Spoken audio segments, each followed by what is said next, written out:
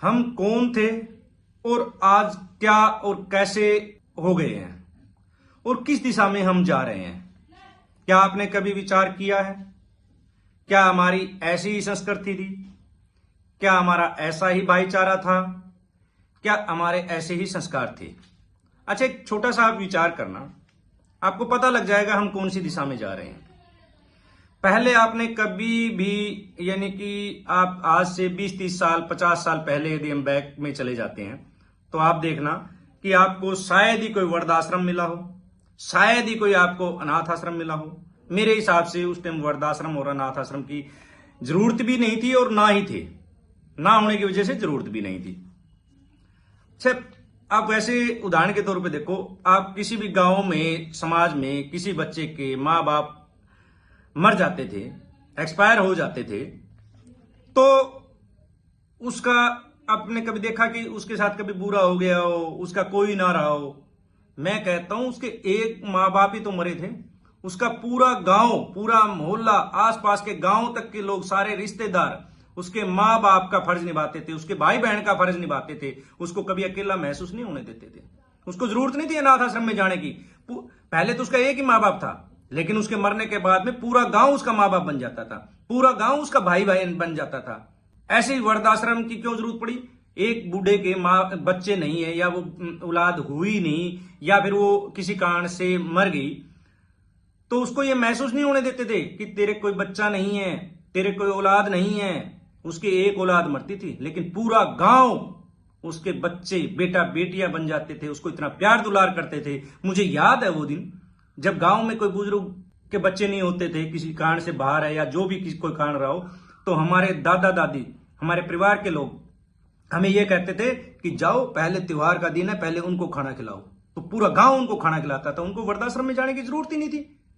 लेकिन आज हम ज्यादा शिक्षित भी हो गए हैं, ज्यादा पैसा भी आ गया है, ज्यादा सुख सुविधाएं भी हो गई है, उसके बावजूद इतने अनाथ आश्रम, इतने वृद्धाश्रम खुलते जा रहे हैं। हर रोज नया वृद्धाश्रम खुल रहा है, हर रोज नए आपके अनाथ आश्रम खुल रहे हैं। क्यों जरूरत पड़ी भाई? ये इसलिए जरूरत पड़ी कि आपकी जो शिक्षा है वो संस्कार रहित है, उसमें संस्कार नहीं है। कहीं आपको एक भी कोई बड़े से बड़े स्कूल में आप ये बता दो कहीं संस्कार सिखाए जा रहे हो, कहीं मानव बनाने की बात की जा रही हो? नहीं, सिर्फ उसको इंग्लिश टू इंग्लिश, इंग्लिश, सिर्फ एक इंग्लिश का रट्टाफिकेशन एक बना रखा है, वो आनी जरूरी है। बाकी चीज कुछ भी ना आए, जिसको समाज की नॉलेज हो या ना हो, समाज भाड़ में जाए, बस इंग्लिश आनी जरूरी है। अरे जब पैसा आया है तो हमें उसको अच्छे कामों में लगाना चाहिए। तो हमें वृद्धाश्रम की क्यों जरूरत पड़ी? किसी बड़े बुजुर्ग को गांव में मेरे हिसाब से 2 4 5 ही तो ऐसे हो सकते हैं जिसके बच्चे ना हो, तो क्या उसको गांव उसकी देखरेख नहीं कर सकता? क्या गांव के लोगों की, हमारे समाज के लोगों की इतनी जिम्मेवारी नहीं बनती कि सब मिलकर उसको थोड़ा थोड़ा कर उसको सहयोग कर उसको वृद्धाश्रम में जाने की जरूरत ना पड़े, उसको वही जीवन यापन करना चाहिए जहां वो पैदा हुआ है? क्या एक बच्चे के माँ बाप मर गए, क्या उसको हम शिक्षित नहीं कर सकते? पूरा गांव मिलकर, कितने होंगे गांव में? हर गांव में 2 4 5 बच्चे ऐसे मिल जाएंगे जिनके माँ बाप नहीं है।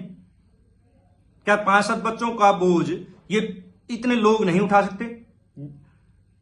इतना पैसा आ गया है कि हर रोज इतना पैसा वेस्ट किया जाता है, कहीं बीड़ी सिगरेट में, कहीं हुक्का में, कहीं दारू में, कहीं बार में जाते हैं, कोई क्लब में जाता है, कोई कहीं कुछ करता है, कोई पार्टीबाजी करता है, कोई कुछ करता है।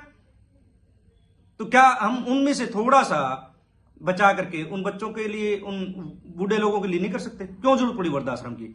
और मैं एक कड़वी सच्चाई बता देता हूं आपको, वृद्धाश्रम में सबसे ज्यादा उनके माँ बाप हैं जो ज्यादा शिक्षित हैं, जो पैसों वाले हैं, जो विदेश में बैठे हैं जाकर के, उनके बच्चे सबसे ज्यादा उसके अंदर हैं जो विदेश में चले गए।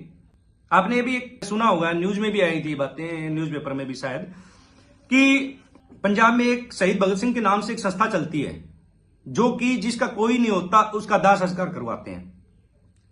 एक बच्चे के माँ बाप मर गए, वो बाहर विदेश में बैठा है, उसके पास उस संस्था वालों ने फोन किया, बोला कि भाई आपके पिताजी मर चुके हैं, वो एक्सपायर हो चुके हैं, स्वर्ग सिधार चुके हैं, आप आइए और उसका दाह संस्कार करवाइए। आप सोचना कितने दुख की बात, उस बच्चे का क्या जवाब होगा। उस बच्चे ने जवाब दिया कि क्या हम इसका एक काम, छोटे से काम के लिए आएंगे? वो तो मरना था, मर गया, ये काम आप कर दो, हम पैसे भिजवा देंगे। यानी कि बाप की कोई वैल्यू नहीं, उस पैसे की वैल्यू है, पैसा भेज देंगे हम। क्यों भाई? तेरे पैसों के भरोसे बैठा है वो बाप। वो जो संस्था चला रहा है, जो लोग इतने अच्छे कर्म कर रहा है, तो वो अपने आप नहीं कर सकता वो क्रियाक्रम? थोड़ी सी लकड़ी, थोड़ा सा सब कुछ चीजें वो नहीं कर पाएगा? जब इतना बड़ा काम कर रहा है तो वो छोटा काम नहीं कर पाएगा क्या?